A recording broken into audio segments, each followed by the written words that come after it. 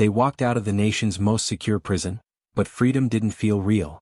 After years, sometimes decades, locked in a 7 by 12-foot cell, the world outside ADX Florence hit like a storm. The sounds, the faces, the sky, too bright, too wide, too alive. Some called it freedom. Others called it another kind of prison.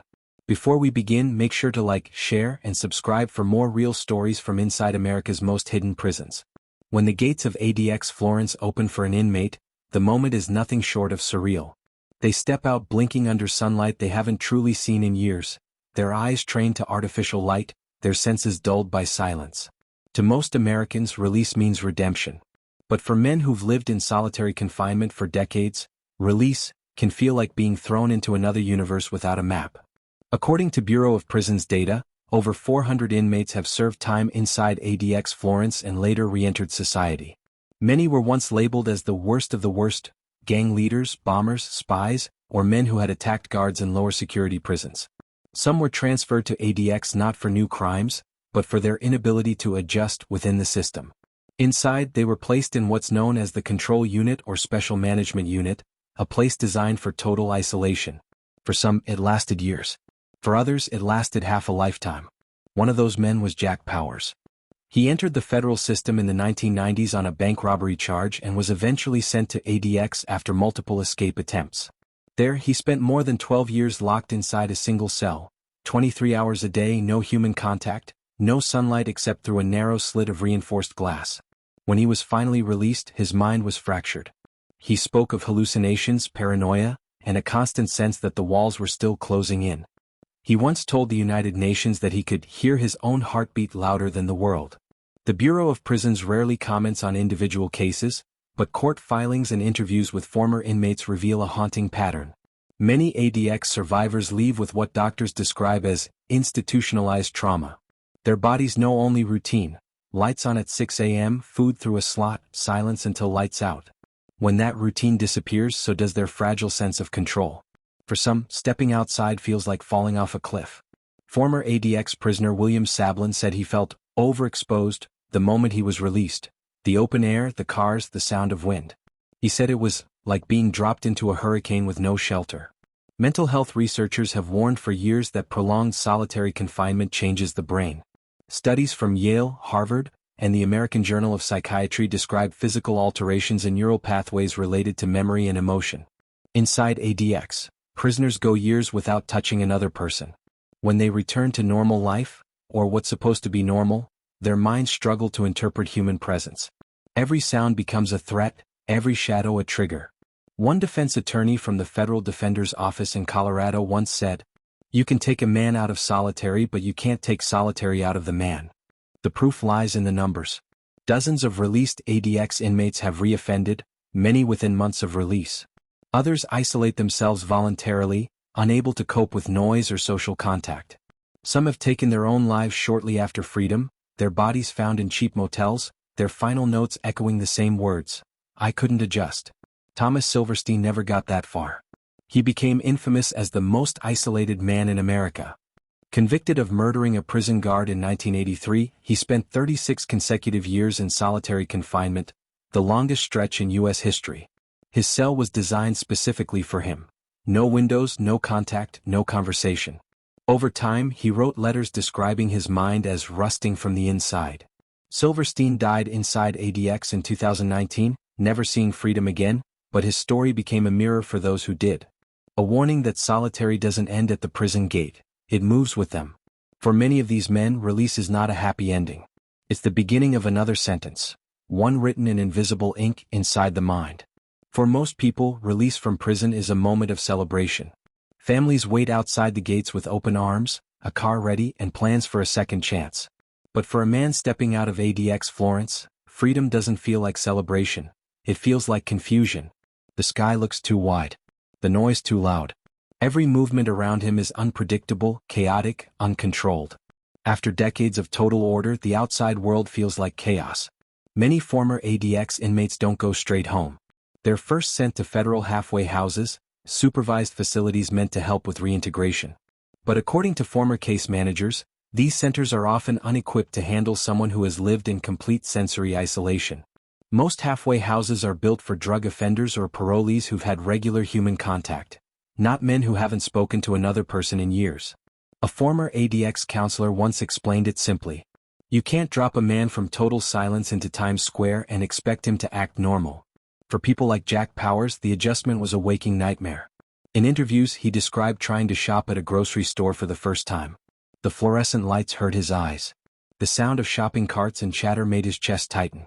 He said he froze in the middle of an aisle because he couldn't remember how to interact, whether to say, "Excuse me," or just stand still. He panicked, abandoned his cart and walked out. Psychologists call this reentry shock. It's a form of post-traumatic stress that affects people who have been cut off from normal life for too long. But for solitary confinement survivors, it's much more severe. In the 2014 report Voices from Solitary, the Federal Defender's Office described it as a condition where every new sound, face, and movement registers as a potential threat. Their hearts race even in calm environments. Their sleep cycles are broken. Their ability to read facial expressions, to sense emotion, is diminished, almost erased.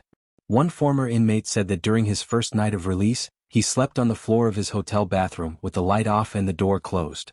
It reminded him of his cell. Made him feel safe. The Bureau of Prisons claims that mental health services are available to released inmates, but in practice, the system is fragmented. Most former ADX prisoners are transferred to community supervision, which means weekly check-ins, not therapy. Without specialized trauma support, they spiral. In 2017, a man identified only as RD, a former ADX prisoner, died by suicide within months of release. Court filings revealed that he had begged for psychiatric care, saying he couldn't stop hearing the steel doors. He was denied extended treatment due to cost. For those who survive, life often narrows to the bare minimum. A rented room, few friends, and a strict daily routine, the same kind that once defined their prison lives. They eat the same meals at the same time. They face the same walls. Because that's what feels familiar. That's what feels safe. Even small things, the vibration of a phone, the sound of traffic, the hum of a refrigerator, can trigger panic attacks. Some wear noise-canceling headphones just to walk outside. Others avoid human contact altogether. There's a haunting irony in that, after decades of forced isolation, many choose isolation voluntarily. When asked about this cycle, one psychologist from the University of Colorado called it institutional addiction. She said, "Their bodies crave the routine, the predictability. The world outside feels like a threat because it can't be controlled. They've been trained to live without freedom, and then punished for not knowing how to use it." Across several states, reentry programs have started experimenting with therapy for solitary survivors. But it's rare and underfunded. As of 2025, no federal program exists specifically for people released from ADX Florence. Their trauma is treated like a footnote, an invisible wound that the system refuses to acknowledge. And for many, that wound never heals.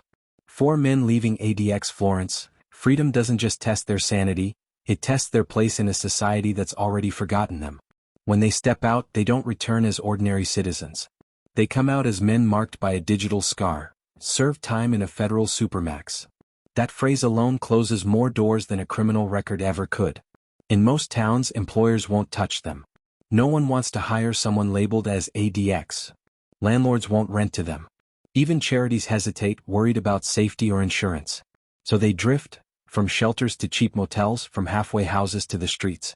Their only consistent companion is the silence that followed them from solitary.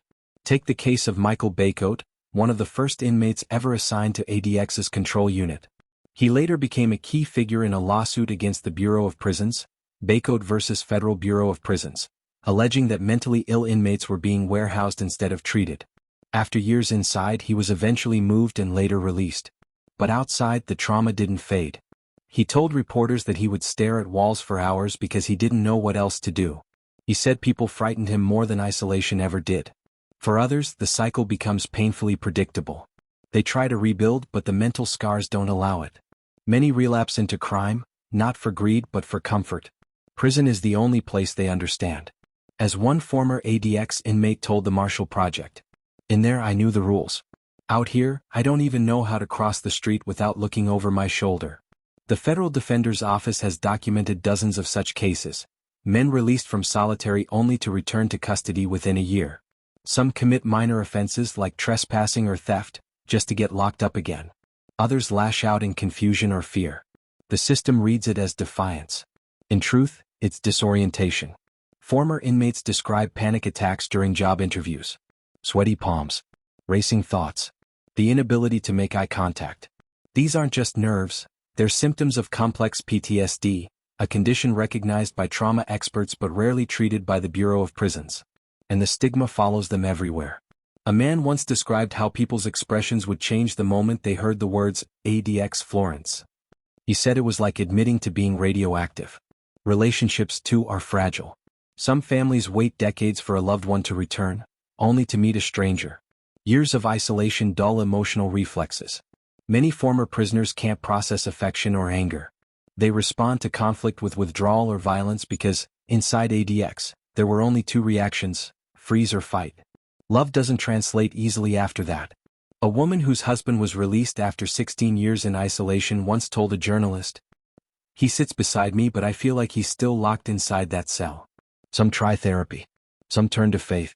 Some find temporary peace through structure, cleaning, reading, exercising. But many more vanish quietly into homelessness or relapse. A study from the Federal Bureau of Prisons Reentry Division showed that inmates from solitary confinement units were twice as likely to reoffend compared to those from general population. The pattern repeats like an echo: isolation, release, failure, return. When researchers asked one former ADX prisoner what freedom felt like, he paused before answering. Freedom? It feels like noise. Too much of it. And no one's listening. It's a haunting truth: solitary confinement doesn't end at the gate. It just becomes invisible. A sentence that follows them wherever they go. Inside ADX Florence, silence isn't peaceful, it's weaponized. It presses against your thoughts until they start echoing back in distorted ways. Days blend into nights. Minutes stretch into hours. And slowly something begins to break that can't be fixed with freedom. Scientists have spent years studying what long-term isolation does to the human brain. Neuroimaging from Yale and Harvard revealed that prolonged solitary confinement shrinks parts of the brain linked to memory, emotion, and decision-making, especially the hippocampus and prefrontal cortex. These aren't just medical terms. They're the control panels of human behavior. They tell us how to feel, when to act, and how to tell real from imagined danger. When these parts atrophy, the world itself becomes hard to interpret. Inside ADX, prisoners are alone 23 hours a day. No touch. No conversation. No view of the horizon. Just a concrete room the size of a bathroom and a narrow slit of sky. It's a kind of sensory starvation, and the mind, desperate for input, begins to feed on itself. Hallucinations become common. Inmates report hearing voices, feeling invisible hands on their skin, or seeing shadows move in patterns that aren't real. Psychiatrists call it SHU syndrome, named after the special housing units used in Supermax prisons. Symptoms include anxiety, rage, disorientation, and memory loss. Jack Powers once said in a written testimony, "You start hearing the sound of your own breathing like it's someone else's voice." That's how deep the distortion goes. When you can't hear anyone else, your own mind becomes the loudest thing in the room. And when that mind is finally released, it doesn't quiet down, it keeps shouting. A 2018 study in the Journal of the American Academy of Psychiatry and Law found that prisoners kept in isolation for more than a year showed brain activity patterns identical to those with traumatic brain injuries. In other words, solitary confinement doesn't just harm mental health, it changes the brain physically. Every sound becomes amplified. Every decision feels like life or death. Every moment feels unstable. Psychiatrist Dr. Terry Kupers, who has examined hundreds of solitary survivors, once explained, "The brain in isolation becomes like a muscle without oxygen, it starts to die." For ADX inmates, that decay is slow, invisible, and often permanent. It's why, when they finally step outside, their reactions don't match reality. Crowds feel like threats. A stranger's handshake feels like an invasion. Even sunlight can trigger panic because it's too bright, too sudden, too alive. What makes it worse is the duration. In ADX, isolation isn't measured in days or weeks, it's measured in decades. Some men entered in their 20s and left in their 50s, having spent nearly half their lives talking to no one. By the time they were released, the world they remembered didn't exist anymore. Technology changed. Cities evolved. Even language moved on. They weren't just ex-prisoners, they were time travelers from another era. And time travel, for the human brain, is terrifying. Because memory fades but fear doesn't. Fear stays sharp, ready, alert. That's why former ADX prisoners describe feeling constantly watched, even when no one's there. It's not paranoia, it's conditioning. Researchers from Stanford University compared solitary confinement to a form of sensory experiment once banned as inhumane. In those experiments, subjects placed in isolation tanks began to hallucinate within 48 hours. At ADX Florence, men endure it for decades. By the time freedom comes, their brains have adapted to a world that no longer exists. A world where silence equals safety, where stillness equals control, and where every open door feels like a trap. So when we ask why so many fail after release, why they reoffend, relapse, or retreat, the answer is painfully clear.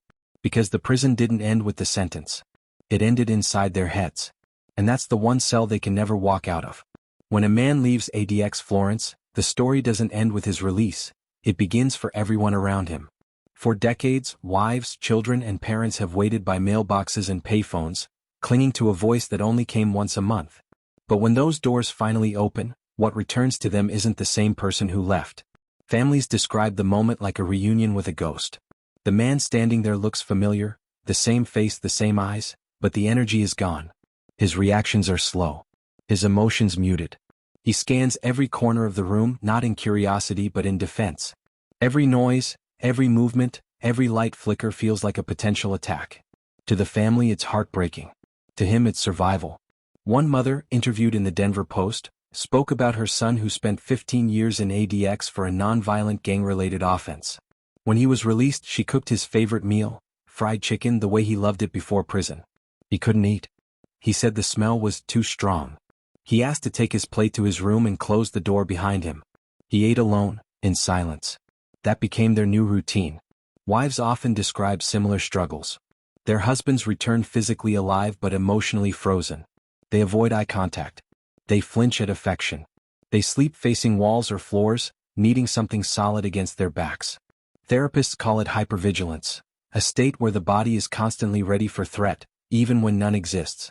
For these men, love feels like exposure. Peace feels dangerous. Children grow up meeting fathers who don't know how to hug them. Some were toddlers when their fathers entered solitary, now they're adults trying to connect with a stranger. The emotional gap is immeasurable. In one documentary interview, a young woman said, "I waited 20 years for my dad to come home. Now he sits in the backyard for hours just staring at the fence. He says he misses silence." For communities, the challenge is different but just as complex. Small towns near Colorado Springs and Florence live with the constant duality: the world's most secure prison sits in their backyard, and sometimes, its former residents walk among them again. Some locals feel uneasy, others feel pity. Law enforcement officials quietly monitor those released, knowing how fragile the adjustment can be. As one parole officer said, "We're not just supervising ex-cons, we're managing trauma cases." Victims' families often oppose releases altogether, especially in cases involving terrorism or murder. For them, solitary is the only justice that matches the crime. But even they admit, after decades in isolation, the punishment becomes something else. One victim's brother, whose sister was killed in a 1990s bombing, said, "He's already dead in there. Bringing him out doesn't change anything." These moral questions haunt every debate about Supermax confinement. Is isolation justice? Or is it destruction disguised as order? The United Nations has long argued that solitary confinement beyond 15 days constitutes torture. The United States disagrees, maintaining that ADX is a necessary security measure. But for the families on both sides, those who lost someone and those who waited for someone, the cost is undeniable. No one escapes unscarred. Not the inmate, not the guard, not the people left waiting in the free world. For them, the sound of a metal door closing will always mean something different. For some, it's safety. For others, it's loss. And for those who walked out of ADX, it's a sound they'll never stop hearing, even in silence. The men inside ADX Florence aren't the only ones trapped by its walls. Those who guard them, the correctional officers, psychologists, and wardens, carry their own kind of confinement. Every day they walk the echoing corridors where even whispers sound like gunshots. Every door, every click of steel, every shift in the air becomes part of them. You can leave the job. But, like the inmates, you can never truly leave the place. ADX Florence was designed not just as a prison, but as a machine of control. Every movement, every sound, every interaction is engineered to minimize risk. Officers are trained never to turn their backs, never to speak unnecessarily, never to touch. Human warmth becomes a liability. And over time that detachment becomes habit, even at home. A former ADX guard, speaking anonymously to The Guardian, said, "You go years without hearing laughter. You start to forget what normal sounds like." Many officers describe nightmares, hearing intercom buzzers in their sleep, or seeing cell doors in their dreams. Some develop secondary trauma, a psychological condition usually seen in therapists treating severe PTSD. They absorb the fear, anger, and despair of the men they monitor. It seeps in quietly. The prison's mental health staff face an impossible contradiction. They're expected to evaluate and treat men whose condition is caused by the very environment they work in. One former ADX psychologist told a federal hearing that treating inmates there was like trying to put out a fire with gasoline. Every session happens through glass. No handshakes, no human connection. Just two people talking through a slot, pretending that therapy exists in a place built to destroy the mind. Over the years, internal reports and lawsuits have exposed deep cracks in the system. In 2013, the class action lawsuit Cunningham v. Federal Bureau of Prisons revealed that mentally ill inmates were being held in extreme isolation without adequate care. Emails presented in court showed that some staff begged for resources, warning that suicides were imminent. They were right. Within months, multiple deaths occurred, self-inflicted, silent, and preventable. One officer recalled finding an inmate who had taken his own life. He said he stood there, frozen, unable to process it.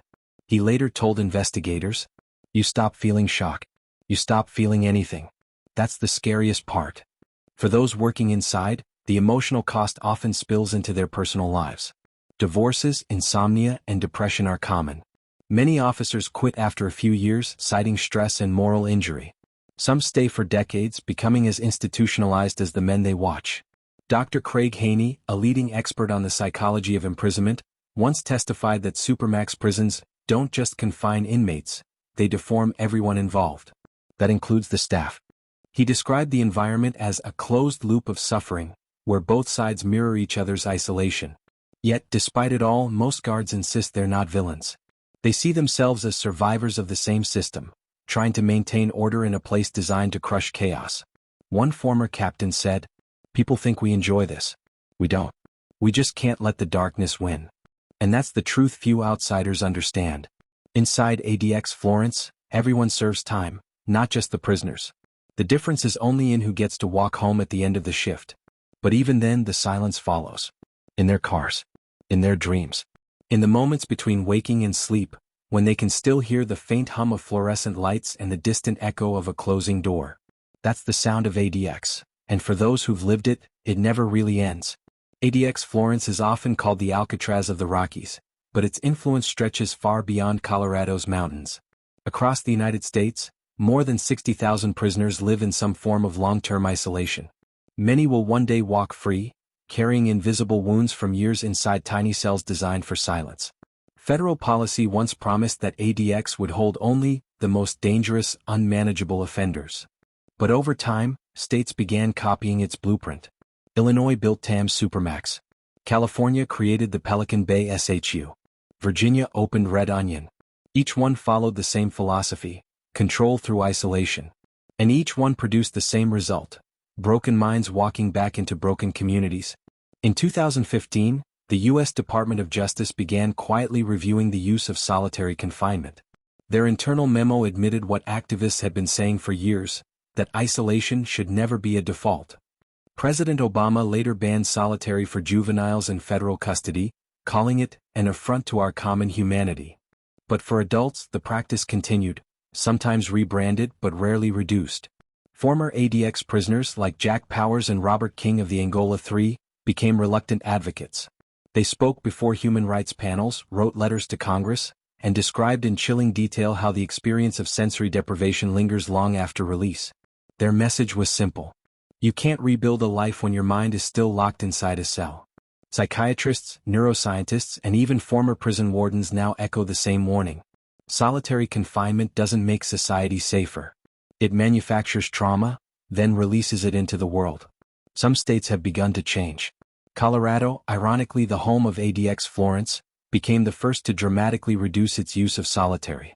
After years of lawsuits and investigations, the Colorado Department of Corrections adopted a 15-day limit, inspired by the United Nations Nelson Mandela rules.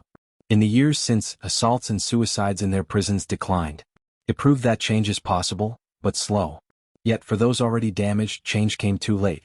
Hundreds of men who once stared at the gray walls of Florence now walk quietly through the free world, unseen but haunted. They carry no chains, only memories. And for many, those memories are heavier than any cuff or shackle. When you speak to them, they don't talk about anger or revenge. They talk about silence. They talk about the hum of the air vents, the echo of footsteps in an empty tier, the feel of concrete under their fingers. They talk about nights where their thoughts screamed louder than any voice. And when you ask them what freedom feels like, most pause for a long time before answering. Then they say softly, "Freedom is too loud." The story of ADX Florence isn't just about criminals or punishment. It's about what happens when a nation chooses silence over healing. We built walls to contain violence, but we also trapped human minds inside them. And when those minds return to us, confused, damaged, desperate, we pretend not to see. Psychologists say recovery is possible, but only with compassion, structure, and understanding. Without it, the cycle continues. Trauma becomes behavior, behavior becomes crime, and crime becomes another reason to isolate. Round and round it goes until silence swallows everything. Thomas Silverstein never left ADX, but his words still echo from the letters he wrote before he died. He said, "I'm a reflection of what this place creates." And maybe that's the truth America doesn't want to face, that the men who come out of solitary are mirrors. When we look at them, we see what the system really is. Not correction. Not justice. Just damage multiplied. If this story made you think, subscribe, share, and help more people see what really happens behind the walls of America's most secret prisons. Because silence only ends when someone decides to listen.